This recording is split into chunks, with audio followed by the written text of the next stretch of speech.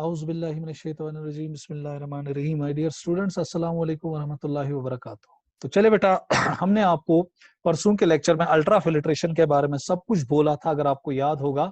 और फिर जाते जाते बेटा मैंने कहा था कि जो नेट फिल्ट्रेशन प्रेशर है और ग्लोमेरुलर फिल्ट्रेशन प्रेशर जो है वो बेटा कितना होता है, 10 mmHg। याद आया? और इसी प्रेशर से बेटा हमारा ब्लड जो है वो फिल्ट्रेट होता है एट ग्लोमेरुलर कैपिलरीज और एट बोमेन्स कैप्सूल। वो तो मैंने बोला था आपको, थ्रू फिल्ट्रेशन बैरियर। ये तो बेटा हमने पूरा का पूरा बेटा डिस्कस किया था। तो आज के लेक्चर में बेटा थोड़ा बहुत हम इसकी और जाएंगे, ताकि बेटा जो बच्चे पिछली बार जिन्होंने ज्वाइन नहीं किया था या जिनको पता नहीं था, तो वो बेटा यहां पर अब आप देखिएगा, इस लेक्चर पे पूरी तरह से नजर रखिएगा। ये आपके सामने जो स्लाइड आ रहा है, ये प्रीवियस लेक्चर का पूरा निचोड़ है जो हमने बेटा आपको सिखाया था। ये वो प्रेशर है, अगर आपको बेटा याद होगा कि ये वो प्रेशर है, that's called as glomerular hydrostatic pressure. याद आया बेटा? और ये प्रेशर 60 mmHg था, और ये वो प्रेशर था जो चाहता था कि फिल्ट्रेशन हो जाए। क्यों? क्योंकि एफरेंट आर्ट्रियोल का अगर आप डायमीटर देखोगे, इफरेंट आर्ट्रियोल के डायमीटर से क्या है, कम। इसी की वजह से एक प्रेशर जनरेट हो जाता है, and that pressure is called as glomerular hydrostatic pressure. और ये चाहता है कि ब्लड फिल्ट्रेट हो, क्योंकि एरो नीचे की ओर जा रहा है, और ये ब्लड को चाहता है कि ये ब्लड फिल्ट्रेट हो, और ब्लड यकीनन फिल्ट्रेट हो जाएगा। मगर दो प्रेशर्स बेटा अब ऐसे लगेंगे जो ब्लड को फिल्ट्रेट नहीं होने देंगे। लीव असाइड, जो मैंने बेटा आपको बोला था, ग्लोमेरुलर कोलाइडल ऑस्मोटिक प्रेशर। याद आया? सो बोमेन्स कोलाइडल ऑस्मोटिक प्रेशर मैंने बोला था ना बेटा, वो 0 है, तो इसलिए उसकी कोई सिग्निफिकेंस यहां पर मैंने नहीं रखी है, न लाऊंगा यहां पे, और ना ही किताबें बेटा इसको डिस्कस करेंगी। फिर मैंने क्यों बोला था, मैंने कहा था कि आपके दिल के तस्कीन के लिए मैं इस प्रेशर को यहां पे ला रहा हूं, ताकि अगर आप कोई किताब पढ़ो तो आप कहोगे कि टीचर ने इस प्रेशर को स्किप किया है। एक्चुअली बेटा ये प्रेशर हर कोई किताब स्किप कर देती है, क्योंकि कितना होता है, 0, क्योंकि आपके ग्लोमेरुलर फिल्ट्रेट में कोई भी प्रोटीन होता नहीं है। उसके बाद मैंने कहा था कि एक और प्रेशर अब एक्सर्ट यहां पे करेगा, and that's called glomerular colloidal osmotic pressure. ये प्रेशर बेटा उठेगा due to the proteins that are present in the blood. और प्रोटीन्स में मेन प्रोटीन जो है, जो मैंने आपको परसों के लेक्चर में कहा था, दैट्स कॉल्ड एल्ब्यूमिन। और एल्ब्यूमिन क्या करेगा, वो बेटा इस ब्लड को फिल्ट्रेट नहीं होने देगा, क्योंकि ब्लड में जो पानी है वो बेटा इसी के लिए तो एल्ब्यूमिन है, वो ऑस्मोटिक पोटेंशियल क्रिएट करेगा और पानी को फिल्टर होने देगा नहीं। मगर फिर मुझे एक बच्चे ने क्वेश्चन किया था कि सर अगर पानी फिल्ट्रेट नहीं होगा फिर पानी कैसे आएगा? आपको बेटा जोर देखने हैं ना, क्योंकि इसका जोर जो है, जो प्रेशर बेटा फिल्ट्रेट करना चाहता है वो कितना है, 60। और जो बेटा ग्लोमेरुलर कोलाइडल ऑस्मोटिक प्रेशर, उसके जोर खाली कितने है, 32। तो लॉजिकली बेटा ताकतवर ग्लोमेरुलर हाइड्रोस्टैटिक प्रेशर है ना, तो ये ब्लड को फिल्ट्रेट करने में कामयाब हो जाएगा, और वाटर को भी फिल्ट्रेट करेगा, वाटर को भी बाहर निकालेगा। फिर मैंने कहा था एक और अपोजिबल फोर्स है जो अपोज करेगा इसको, and that's called as Bowman's capsular pressure. याद आया? और ये बोमेन्स कैप्सुलर प्रेशर उठेगा due to the presence of the glomerular filtrate in the Bowman's capsule, क्योंकि जब ग्लोमेरुलर फिल्ट्रेट बेटा जो है वो बोमेन्स कैप्सूल में भर के आएगा, वो बोमेन्स कैप्सूल को सैचुरेट करेगा, तो उसके बाद बेटा ये फर्दर फ्लूइड को नीचे नहीं आने देगा। और फिर बेटा जब हमने अब इसको शब्बा बेटा समेट किया था, तो देखिए समेट करके आया क्या आया था, नेट फिल्ट्रेशन प्रेशर शाबाश किसके बराबर है, ग्लोमेरुलर हाइड्रोस्टैटिक प्रेशर, वो कितना है, 60 माइनस शब्बा बेटा जरा गौर से यहां पर देखिएगा, उसके साथ बेटा फिर माइनस क्या जाएगा, बोमेन्स कैप्सुलर प्रेशर, और फिर उसको माइनस क्या करना है, शाबाश ऑस्मोटिक कोलाइडल प्रेशर। और कुल मिला के बेटा ये कितना आएगा, 10, क्योंकि आपको पता है 60 mmHg को जब हम -18 करेंगे फिर -32 करेंगे, तो ये लगभग बेटा आएगा 10 mmHg। यही तो वो प्रेशर है जो बेटा एक्सर्ट होता है, जिसकी वजह से ब्लड फिल्ट्रेट होता है बोमेन्स कैप्सूल। इसकी मैंने परसों खाल खींची थी आपको समझाते समझाते। तो चले बेटा आज अब हम नेक्स्ट पड़ाव की ओर आएंगे, and that is called as ultra filtration के बाद दैट इज ट्यूबुलर सिक्रीशन। तो चले बेटा आज हम अब नेक्स्ट स्लाइड की ओर आएंगे, and that is called as tubular secretion. मगर उससे पहले कि ट्यूबुलर सिक्रीशन को हम लेंगे, हमें बेटा यहां पे कुछ चीजें आपके सामने लानी है जो आपको बहुत ही इंपॉर्टेंट याद रखनी है एंट्रेंस के लिए। बहुत इंपॉर्टेंट है बेटा ये आपके एंट्रेंस के लिए। तो आफ्टर अल्ट्रा फिल्ट्रेशन हम कुछ टर्म्स की ओर जाएंगे और बेटा देखेंगे कि उन टर्म्स में हमें क्या क्या याद रखना। GFR पहली टर्म है जिसको आपको बेटा नजर रखनी पड़ेगी। अब देखना यह है कि GFR होता क्या है। Glomerular filtrate formed per minute divided by renal plasma flow per minute. आपको पता है बेटा ग्लोमेरुलर फिल्ट्रेट 1 मिनट में कितना बनता है, 125 ml बोला है। और कितना बेटा ब्लड आपकी ग्लोमेरुलर कैपिलरीज तक पहुंचता है, या प्लाज्मा, क्योंकि हम क्यों बेटा यहां प्लाज्मा पे ज्यादा ध्यान देते हैं, क्योंकि फॉरवर्ड एलिमेंट्स का फिल्ट्रेट के साथ कोई लेना देना नहीं होता है।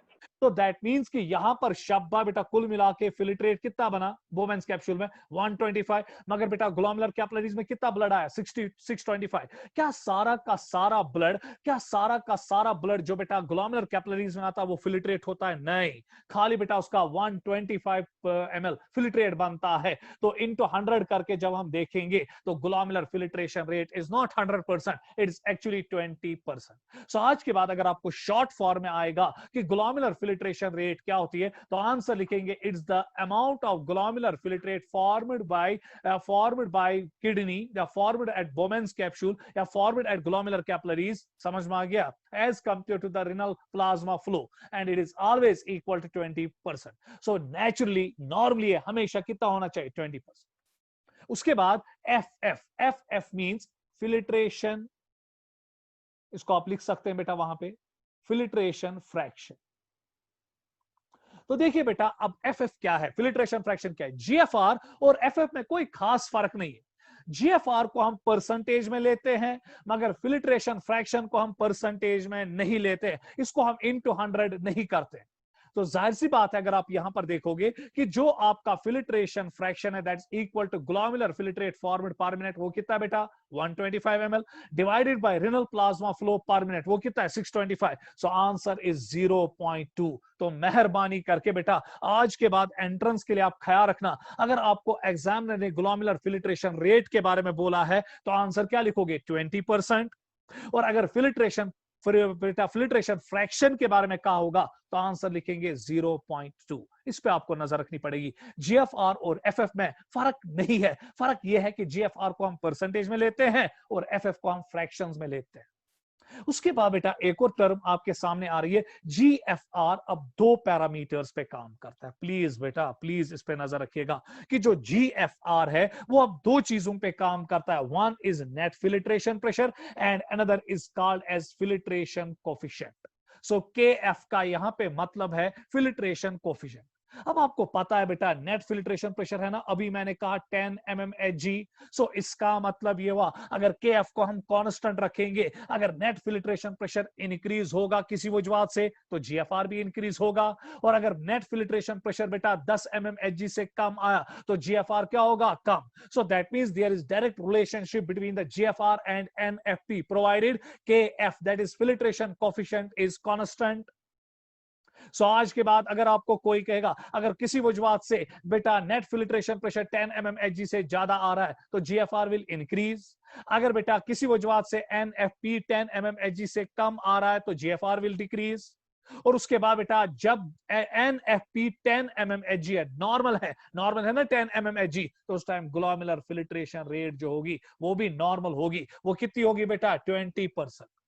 सो अब बेटा इस टॉपिक में जो यहां पे आपका पास एक्सप्रेशन है इसमें हमें बहुत कुछ समझने की जरूरत है, बहुत कुछ चीजें बेटा समझने के लिए निकलेगी। अब आपने देखा कि GFR is equal to NFP, वो आपको मैंने दिखाया कि एनएफपी हम कैसे निकालते हैं। मगर अब क्वेश्चन ये उठेगा ना सर ये केएफ क्या है, ये फिल्ट्रेशन कोएफिशिएंट क्या है। फिल्ट्रेशन कोएफिशिएंट इन टर्म 2 चीजों पे डिपेंड करता है। One is the surface area of glomerulus, कि ग्लोमेरुलर कैपिलरीज का सरफेस एरिया कितना है, और दूसरा permeability of glomerulus. Permeability of glomerulus means कि उसमें जो बेटा आपकी एंडोथेलियल सेल्स है, एंडोथेलियल सेल्स में बेटा आपकी फेनेस्ट्रेशंस है वो कितनी है। और बेटा आपको पता होनी चाहिए normally surface area of glomerulus और जो परमिएबिलिटी ऑफ ग्लोमेरुलस है ये बेटा एक हेल्दी इंसान में, नॉर्मल इंसान में हमेशा कांस्टेंट होती है। सो हमारे ग्लोमेरुलर कैपिलरीज का जो सरफेस एरिया वो भी कांस्टेंट रहेगा, कोई चीज से बढ़ेगा नहीं। हाँ अगर कोई डिजीज होगी उस टाइम बेटा ये सरफेस एरिया घट सकता है, या इसी तरह बेटा अगर कोई डिजीज है उस टाइम परमिएबिलिटी ऑफ ग्लोमेरुलस पे असर पड़ेगा। मगर अगर एक हेल्दी इंडिविजुअल है उसका जो केएफ होता है वो जनरली बेटा कांस्टेंट होता है। तो याद रखेंगे क्यों बेटा ये कांस्टेंट होता है हेल्दी इंसान में, नॉर्मल इंसान में, क्योंकि सरफेस एरिया ऑफ ग्लोमेरुलस और परमिएबिलिटी ऑफ ग्लोमेरुलस हमेशा बेटा कांस्टेंट रहती है until and unless you are in healthy condition। तो क्या मैं हक के साथ बोलूं, जब KF हम हेल्दी देखते हैं बेटा, एक हेल्दी पर्सन में कांस्टेंट देखते हैं, तो GFR is directly proportional to NFP।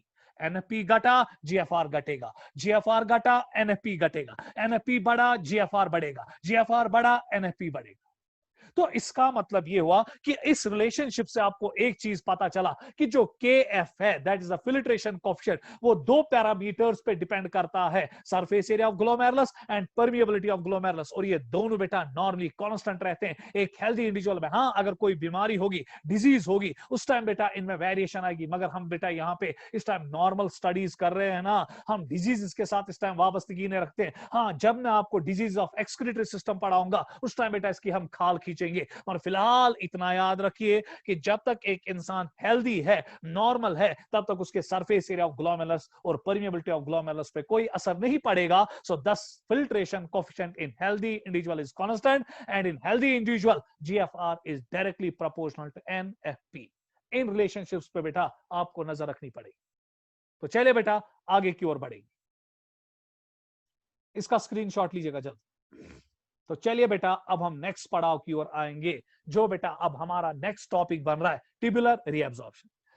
चलिए बेटा सबसे पहले क्या पढ़ा, अल्ट्रा फिल्ट्रेशन। अल्ट्रा फिल्ट्रेशन में क्या क्या देखा कि वो नॉन सिलेक्टिव है, वहां पे हर कोई कंपोनेंट जो प्लाज्मा में है वो बेटा शाबाश फिल्ट्रेट होके आया, एक्सेप्ट प्रोटीन्स, क्योंकि उनका साइज बेटा 7 to 9 जो स्लिट डायफ्राम्स का पोर साइज है उससे ज्यादा है, तो इसलिए वो नहीं आएंगे, और वो मोस्टली वो नेगेटिवली चार्ज है, बेसमेंट मेम्ब्रेन में नेगेटिवली चार्ज हो तो रिपल हो जाएंगे। तो इसीलिए बेटा फिर हमने आपको कहा था कि ग्लोमेरुलर फिल्ट्रेशन जब होती है थ्रू द फिल्ट्रेशन बैरियर, उसमें ग्लूकोज भी आता है, अमाइनो एसिड्स भी आते हैं, इलेक्ट्रोलाइट्स भी आते हैं, आयंस भी आते हैं, साल्ट्स भी आते हैं, विटामिन्स भी आते हैं, नाइट्रोजनस वेस्ट प्रोडक्ट्स भी आता है, और वाटर भी आता है। सो दैट मींस यूजफुल सब्सटेंसेस भी आते हैं और नॉन यूजफुल सब्सटेंसेस भी आते हैं। इसीलिए तो बेटा मैंने आपको कहा था कि ग्लोमेरुलर फिल्ट्रेशन इज ए, शाबाश बेटा, is a non selective process. अब बेटा हम देखेंगे कि जब ये तमाम कंपोनेंट्स बेटा बाहर निकल के आएंगे, या ग्लूकोज मागस यूरिन से नेवर नियर, या अमाइनो एसिड्स मागस यूरिन से नेवर नियर, उनको बेटा हमें वापस ब्लड सर्कुलेशन में लौटा के लाना है ना अमानत के तौर पे। तो अगर उनको किसी प्रोसेस के जरिए वापस ब्लड सर्कुलेशन में लाया जाता है from the renal tubules, that process is called as renal tubular reabsorption. तो चले बेटा अब हम देखेंगे एक एक करके। एग्जाम आया, बस इसी तरह आपको बेटा लिखना पड़ेगा, नोट भी आपके सामने बन के है, तो इसे बेटा नोट की तरह इसको अच्छी तरह से आपको स्टडी करना पड़ेगा। Tubular reabsorption is the process by which nephron removes water and other solutes from the glomerular filtrate and returns them to the circulating fluid। वापस बेटा रिटर्न करता है किसमें, ब्लड में, यही तो ट्यूबुलर रीअब्जॉर्प्शन है। Reabsorption allows many useful solutes, primarily glucose and amino acids, salts and water that have passed from blood into the Bowman's capsule through filtration barrier to return to the circulation। So ये वापस इसको किसमें लाएगा बेटा, blood में। उसके बाद अब यहां पर आपको अपने दिमाग पे दबाव डालना पड़ेगा। In comparison to the volume of filtrate formed per day, मैंने कहा था बेटा आपकी किडनीज में, ग्लोमेरुलर कैपिलरीज में 24 घंटे में कितना ब्लड पहुंचता है, 900 लीटर्स, टेक्स्ट बुक में भी लिखा है। और उसमें फिल्ट्रेट कितना बनता है बेटा 24 घंटे में, 180 लीटर्स। अगर हम मिनट के लिहाज से जाएंगे, मिनट के लिहाज से कितना ब्लड बेटा ग्लोमेरुलर कैपिलरीज में जाता है, 625 ml अभी बोला, तो बेटा फिल्ट्रेट कितना बनता है, 125 ml। ये तो मिनट के लिहाज से। अगर हम 24 घंटे के लिहाज से जाएंगे, 180 लीटर ब्लड आपकी किडनीज में जाता है ग्लोमेरुलर कैपिलरीज में, और उसके बाद बेटा उससे खाली यूरिन कितना बनता है, 1.5 लीटर्स है बेटा। अगर इन रीअब्जॉर्प्शन गच्छा अशोसना दोस यूरिन का 80 लीटर्स, 180 लीटर्स, और बेटा मुसीबत हमारी जिंदगी होती। हम जो चीज खाते, ग्लूकोज बेटा जो हम फूड के जरिए बनाते हैं अपने इंटेस्टाइन्स में बेटा, डाइजेशन के बाद निकालते हैं, या अमाइनो एसिड जो फूड से बनते हैं बेटा आफ्टर डाइजेशन, वो सारे के सारे यूरिन से निकलते और हम बर्बाद हो जाते बेटा, लाइफ प्रैक्टिकली नहीं हो पाती। सच is the importance of this tubular reabsorption कि 180 लीटर ग्लोमेरुलर फिल्ट्रेट जो बनता है 24 घंटे में, फिर उससे खाली कितना यूरिन बनता है बेटा, 1.5 लीटर। रेस्ट जो है 178.5 लीटर्स ऑफ ग्लोमेरुलर फिल्ट्रेट, उसको वापस बेटा किडनी ट्यूब्यूल से रीअब्सॉर्ब करके किसमें लाया जाता है, ब्लड सर्कुलेशन में, एक प्रोसेस के जरिए, and that process called as tubular reabsorption. Such is the importance of this tubular reabsorption. ये पॉइंट बेटा टेक्स्ट बुक का पॉइंट है, इस पे आप नजर रखेंगे। सो कितनी ट्यूबुलर रीअब्जॉर्प्शन होती है बेटा? 99%। कैसे हमें पता चला कि 99% कंपोनेंट्स जो है जो रिनल ग्लोमेरुलर फिल्ट्रेट में होते हैं, रिनल ट्यूब्यूल्स में, उसको वापस रीअब्सॉर्ब करके किस में लाया जाता है बेटा? ब्लड में। और कितना बेटा ये होता है? 99%। उसके बाद the tubular epithelial cells in different segments of renal tubules perform tubular reabsorption either by active or passive mechanisms। जरा बेटा गौर से यहां पर देखिएगा क्या होता है ये एक्टिव और पैसिव मैकेनिज्म्स। जब ये फ्लूइड अब बेटा पीसीटी में जाएगा, पीसीटी के बाद लूप ऑफ हेनल में जाएगा, लूप ऑफ हेनल के बाद कलेक्टिंग डक्ट बेटा डिस्टल कन्वोल्यूटेड ट्यूब्यूल में जाएगा, और डिस्टल कन्वोल्यूटेड ट्यूब्यूल के बाद ये कलेक्टिंग डक्ट में जाएगा। इससे चीजें बेटा एब्जॉर्ब होती जाएंगी। वाटर एब्जॉर्ब होगा, ग्लूकोज एब्जॉर्ब होंगे, अमाइनो एसिड्स एब्जॉर्ब होंगे, साल्ट्स एब्जॉर्ब होंगे, सोडियम एब्जॉर्ब होगा, क्लोराइड आयंस एब्जॉर्ब होंगे, विटामिन्स एब्जॉर्ब होंगे, बाइकार्बोनेट आयंस एब्जॉर्ब होंगे। मगर बेटा जब एब्जॉर्प्शन होती है from renal tubule into the blood, या तो ये एक्टिव होगी या पैसिव। एक्टिव मींस जहां पर बाज़ाब्ता एनर्जी लगती है in the form of ATP. So जब बेटा किसी चीज को ट्रांसपोर्ट करने के लिए एनर्जी लगती है in the form of ATP, that's called as active transport. और अगर बेटा किसी चीज को रिएब्सॉर्ब करने के लिए एनर्जी नहीं लगेगी, तो विदाउट एनर्जी होगा, तो at that time we called as passive. अब अगर हम यहां देखेंगे for example substances like glucose, amino acids, sodium extra are actively reabsorb. इनको बेटा रीअब्सॉर्ब करने के लिए क्या लगती है? Energy. while as nitrogenous waste products are reabsorbed by passive transport। क्योंकि बेटा अगर हम देखते हैं 100% यूरिया जब फिल्ट्रेट होता है, कुछ यूरिया बेटा वापस रीएब्सॉर्ब भी होता है, 100% नहीं, कुछ यूरिया वापस रीएब्सॉर्ब भी होता है, और फिर बेटा कुछ यूरिया यूरिन के जरिए निकलता है। और जो नाइट्रोजनस वेस्ट प्रोडक्ट अब रीएब्सॉर्ब होते हैं, वो बेटा पैसिव ट्रांसपोर्ट के जरिए रीएब्सॉर्ब होते हैं। तो इसका मतलब ये हुआ कि अगर आप बेटा इस स्लाइड की ओर ध्यान से देखेंगे, तो इस स्लाइड में हमने इतना ही आपको समझाना है कि ट्यूबुलर रीअब्सॉर्प्शन एक ऐसा फिनोमिना है जिसमें बेटा जो प्रोडक्ट्स निकल के आए through the filtration barrier during ultra filtration, उसमें यूजफुल प्रोडक्ट्स भी थे। उन यूजफुल प्रोडक्ट्स को हमें वापस रीअब्सॉर्ब करके किडनी ट्यूब्यूल से वापस ब्लड में लाना है, और जिस प्रोसेस के जरिए वो किया जाएगा उसको हम ट्यूबुलर रीअब्सॉर्प्शन कहते हैं। और बेटा आपको यहाँ पे आंकड़े भी दिए गए हैं जो टेक्स्ट बुक से हमने लिए हैं कि 180 लीटर फिल्ट्रेट जो है 24 घंटे में बनता है from 900 litres of blood that reaches towards the glomerular capillaries. तो फिल्ट्रेट कितना बनता है? 180 लीटर। अगर इस फिल्ट्रेट को बेटा रीअब्सॉर्ब नहीं किया जाएगा तो पिशाब लीटर, मगर हम पिशाब दिन में नॉर्मली अंडर नॉर्मल कंडीशंस खाली 1.5 लीटर करते हैं, अगर हम ना ज्यादा पानी पिएंगे ना कम पानी पिएंगे। तो 1.5 लीटर पेशाब हम बेटा बनाते हैं 180 लीटर से। दैट क्लियरली इंडिकेट्स कि जो ग्लोमेरुलर फिल्ट्रेशन है वो 99% है। ये बेटा आपको याद रखना पड़ेगा। उसके बाद हमने आपको कहा कि जो सबस्टेंसेस अब रीअब्सॉर्ब होते हैं आपके किडनी ट्यूब्यूल से टुवर्ड्स द ब्लड, कुछ actively with the help of energy और कुछ passively without the energy reabsorb होते हैं। तो चले बेटा इस स्लाइड का आप स्क्रीनशॉट लीजिएगा, फिर आगे की ओर बढ़ेंगे। जल्दी बेटा जल्दी, एग्जाम में इसी तरह लिखना आपको। तो चले बेटा नेक्स्ट स्लाइड अब आपके सामने आ रहा है। Most water is recovered in the PCT, loop of Henle and DCT. So देखिए बेटा अभी मैंने आपको कहा कि कितना फिल्ट्रेट होता है बेटा? 180 लीटर्स। अब बेटा 180 लीटर्स में हम खुद देख लीजिए बेटा पानी तो बहुत ज्यादा होगा, तो लगभग मैक्सिमम वाटर जो है वो रिकवर किया जाता है पीसीटी से, लूप ऑफ हेनल से और डीसीटी से। उसके बाद अबाउट 15.5%, अगर आप बेटा इसका 15.5% बनाएंगे 180 लीटर्स का, वो लगभग बेटा 928 लीटर्स है। रीचेस द कलेक्टिंग डक्ट्स, लगभग बेटा 28 लीटर ग्लोमेरुलर फिल्ट्रेट फिर कलेक्टिंग डक्ट्स तक पहुंचता है। 28 लीटर, दैट मीन्स कि बेटा अगर हम 180 लेंगे, 180 को हम -28 बेटा करेंगे, सो दैट मीन्स कि ये लगभग आएगा 152 सो 152 लीटर्स जो है लगभग वो रीअब्सॉर्ब होते हैं कहां से बेटा? पीसीटी से, लूप ऑफ हेनल से और डीसीटी से। फिर बेटा अल्टीमेटली कलेक्टिंग डक्ट तक कितना पहुंचता है? 28 litres. The collecting duct under the influence of ADH can recover almost all the water passing through them in case of dehydration. So अब बेटा अगर डिहाइड्रेशन, पानी ब्लड में कम होगा, मैंने कहा था कि अगर पानी ब्लड में कम है उस टाइम आप महज 200 से 300 ml यूरिन करते हो पर डे, याद आया। और उसकी टॉनिसिटी कितनी होती है बेटा? 300 मिलिऑस्मोल्स। उस टाइम एडीएच लगभग बेटा सारा का सारा पानी इससे क्या करेगा? रीअब्सॉर्ब। और यूरिन आउटपुट पर डे खाली कितना होगा बेटा? 200 to 300 per day, ml per day. और उसकी टॉनिसिटी कितनी होगी बेटा? 1200 मिलिऑस्मोल्स। और अगर बेटा आपका almost none of the water in case of our hydration, मैंने कहा था कि अगर आप बहुत ज्यादा पानी पिएंगे उस दिन आपको बेटा एक दिन में 28 लीटर यूरिन करना है, जिसकी टॉनिसिटी कितनी होगी बेटा? 50 मिली ऑस्मोल्स।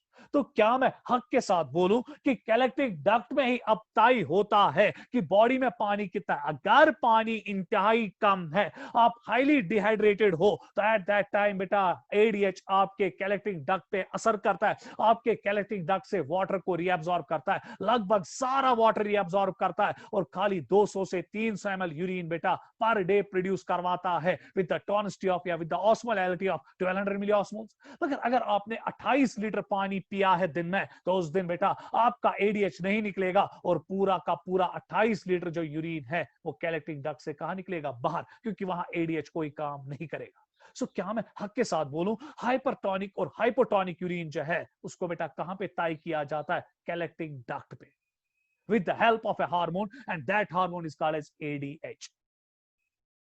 बेटा ये क्लियर हुआ ये पार्ट? तो चलिए आगे की ओर बढ़ेंगे, इसका भी आप स्क्रीनशॉट लीजिए, ये आगे जाके सारा क्लियर हो जाएगा बेटा। फिलहाल तो हम बेटा इसका प्रिलिमिनरी स्टडीज कर रहे हैं। जब आपको काउंटर करंट मैकेनिज्म पढ़ाया जाएगा, हाइपर ऑस्मोटिक मेडुला पढ़ाया जाएगा, वहां पे आपको पता चलेगा कि कैसे फिर अगर पानी ज्यादा है तो यूरिन से पानी बेटा कलेक्टिंग डक्ट से एब्जॉर्ब नहीं होता है, और अगर पानी इंतहाई कम है तो कलेक्टिंग डक्ट से पूरा का पूरा पानी रीअब्सॉर्ब हो जाता है। कैसे? वो इंशाल्लाह आगे देखेंगे। तो चले बेटा आगे की ओर बढ़े, इसका स्क्रीनशॉट लीजिए। तो नेक्स्ट पढ़ाओ, अब यहां पर गौर से देखिए।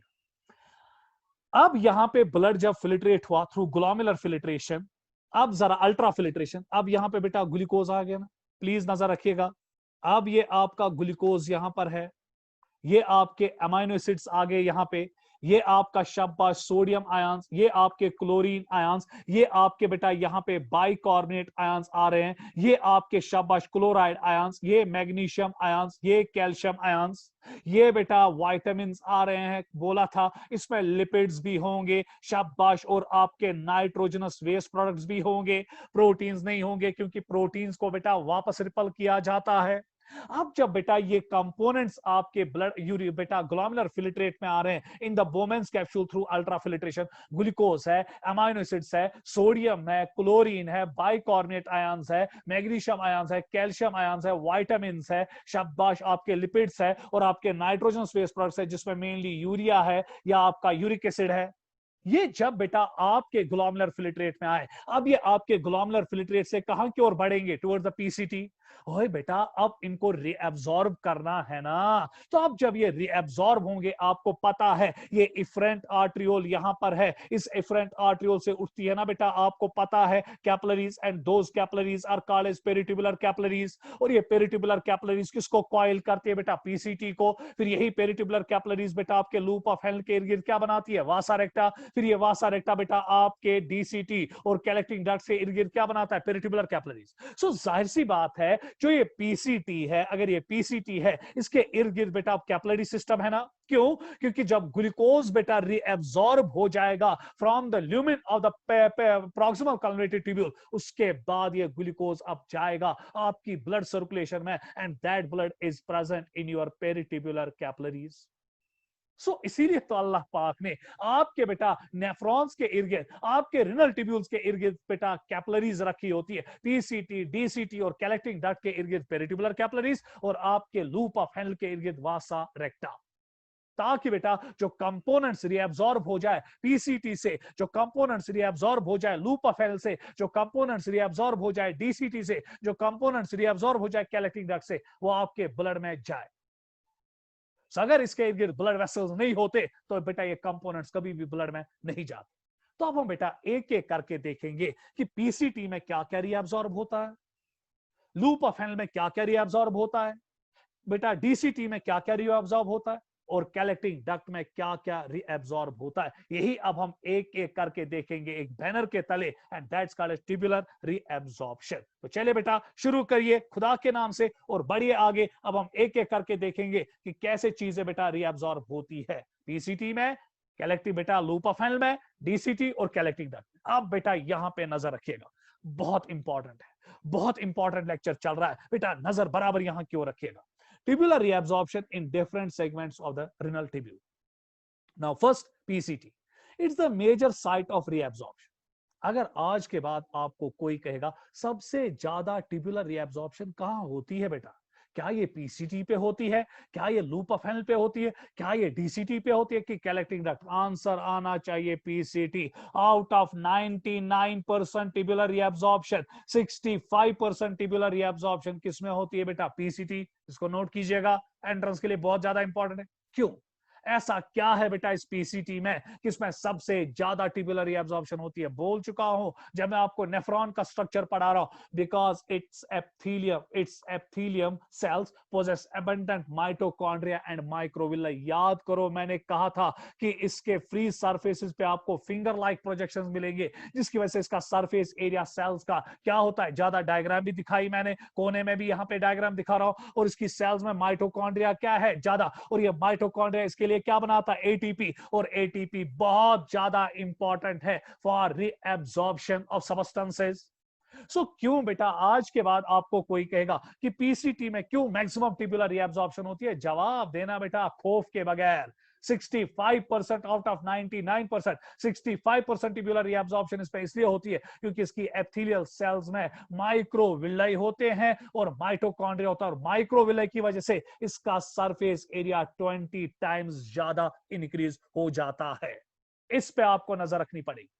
उसके बाद इन पीसीटी अब देखेंगे क्या क्या रीएब्सॉर्ब होता है। 100% glucose and 100% amino acids are reabsorb. क्या मैं हक के साथ बोलूं, जो ग्लूकोज बेटा निकला ना ग्लोमेरुलर फिल्ट्रेशन पे, अमाइनो एसिड निकला, अल्लाह पाक की कसम इसका 100% ग्लूकोज और 100% अमाइनो एसिड वापस रीएब्सॉर्ब पीसीटी पे ही होता है। क्या फिर आपको लूप ऑफ हेल में ग्लूकोज मिलेगा? नहीं। क्या आपको लूप ऑफ हेल में फिर अमाइनो एसिड्स मिलेंगे? ना। क्यों, कहां गए बेटा ये ग्लूकोज और अमाइनो एसिड्स? इनको बेटा रीअब्सॉर्ब किया गया कहां पे बेटा, पीसीटी पे। सो आज के बाद अगर आपको कोई कहेगा कि 65% ट्यूबुलर रीअब्सॉर्प्शन अगर होती है पीसीटी में, क्या क्या रीअब्सॉर्ब होता है पीसीटी में, तो गोली की रफ्तार से सर पीसीटी में ओवरऑल ट्यूबुलर रीअब्सॉर्प्शन 65% तो होती है, मगर वहां पे ग्लूकोज और अमाइनो एसिड को 100% रीअब्सॉर्ब किया जाता है। इलेक्ट्रोलाइट्स और वाटर को, इलेक्ट्रोलाइट्स मीन सोडियम क्लोराइड, समझ में आ गया, इस तरह पोटेशियम क्लोराइड या बाकी बाकी components, 70 to 80% electrolytes and water are reabsorbed. ये टेक्स्ट बुक का पॉइंट है, इस पे आप नजर रखेंगे। And 90% bicarbonate ions are reabsorbed. So आज के बाद अगर आपको कोई कहेगा कि कैसे ग्लूकोज कितना अमाइनो एसिड, कितने इलेक्ट्रोलाइट्स, कितना वाटर और कितना बाइकार्बोनेट आयंस रीअब्सॉर्ब होते हैं किसमें बेटा, पीसीटी में, तो आंसर आएगा 100% glucose and 100% amino acids, 70 to 80% electrolytes and water, and 90% bicarbonate ions are reabsorbed in the PCT. Clear? और उसके बाद बेटा ये कितना कंट्रीब्यूट करता है, 65% ऑफ ओवरऑल ट्यूबुलर रीअब्सॉर्प्शन। उसके बाद बेटा अब कौन सा चीज कैसे रीअब्सॉर्ब होता है, किस चीज को एनर्जी लगती है और किस चीज को एनर्जी नहीं लगती है। Reabsorption of sodium occurs through primary active transport.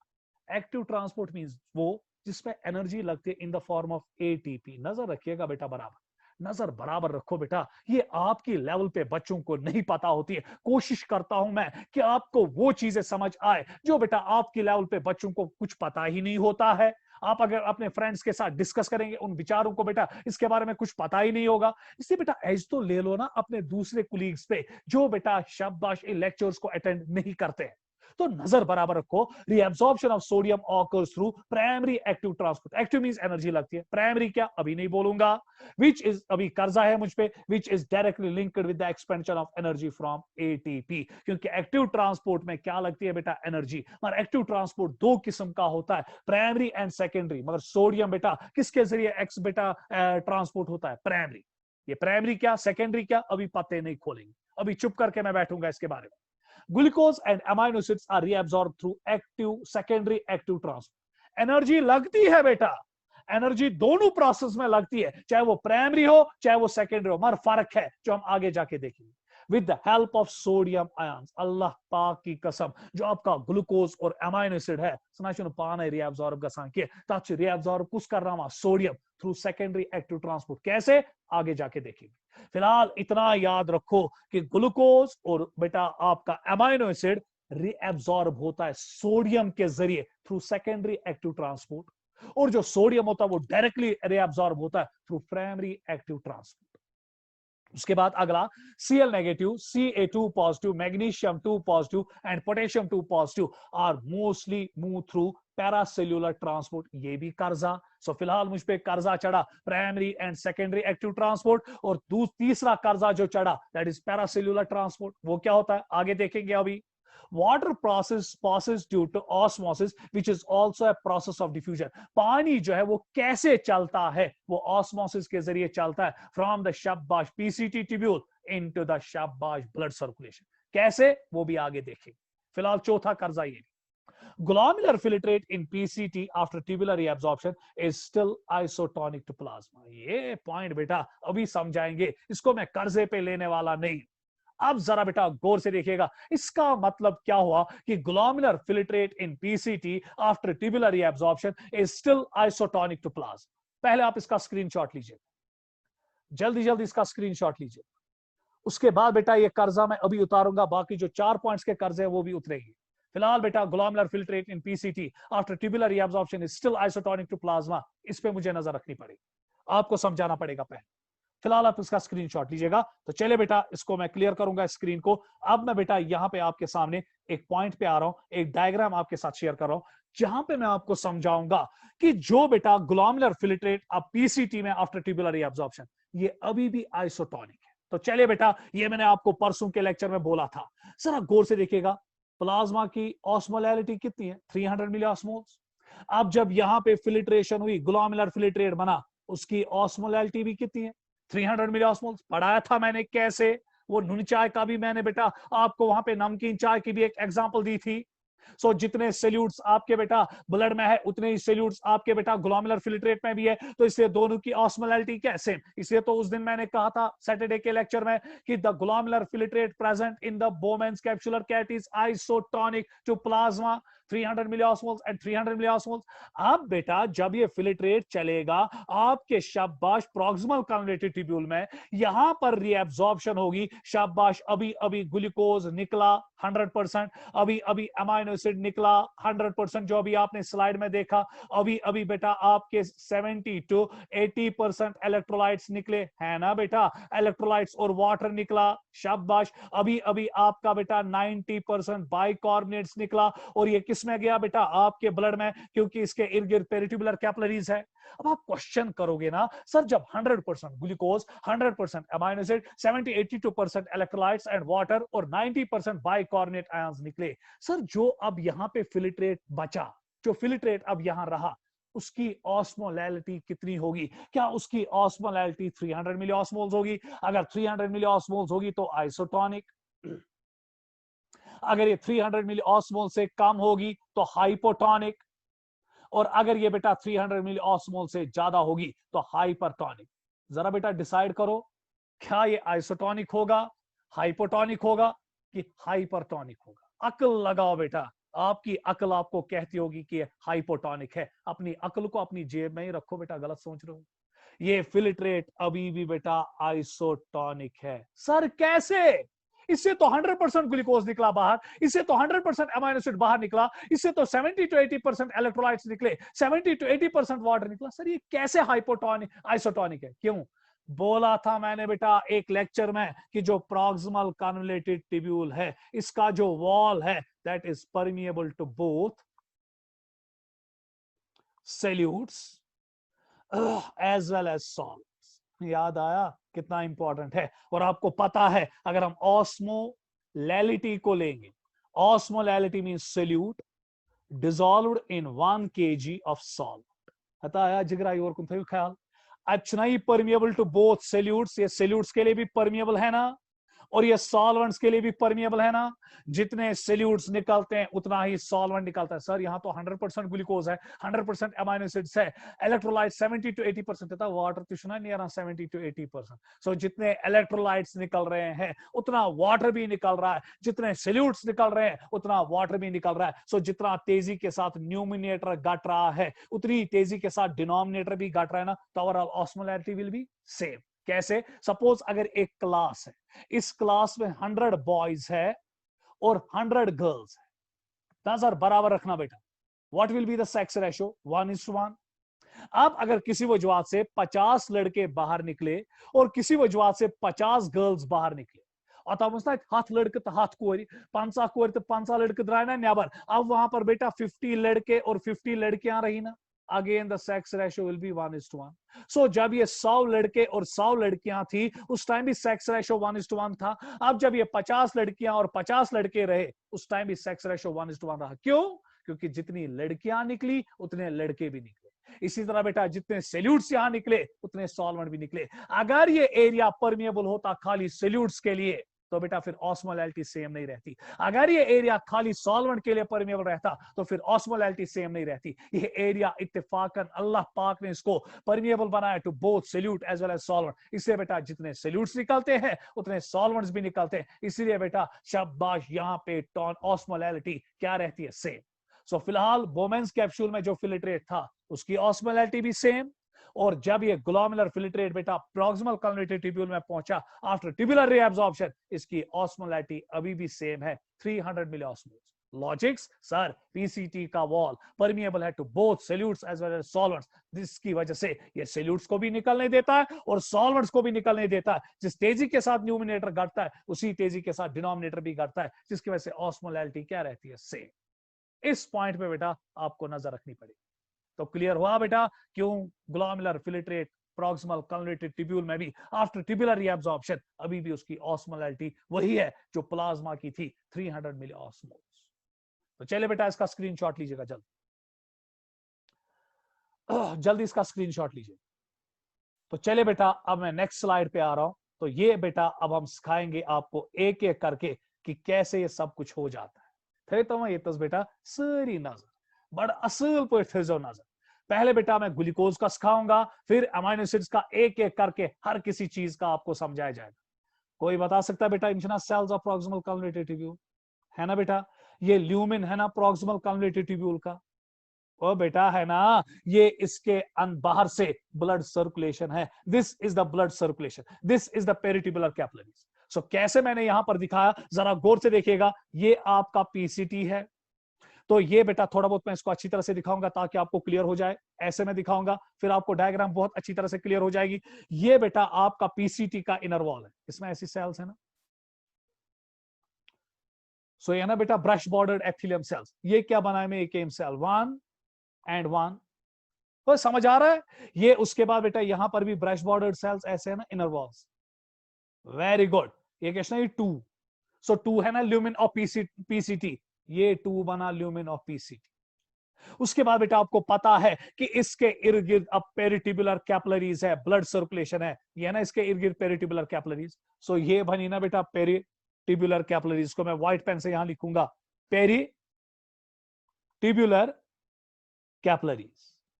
अब हम बेटा देखेंगे कि कैसे इस ल्यूमिन से एक एक करके बेटा ग्लूकोज उठेगा और जाएगा बेटा इन सेल्स के जरिए और अल्टीमेटली पहुंचेगा ब्लड में।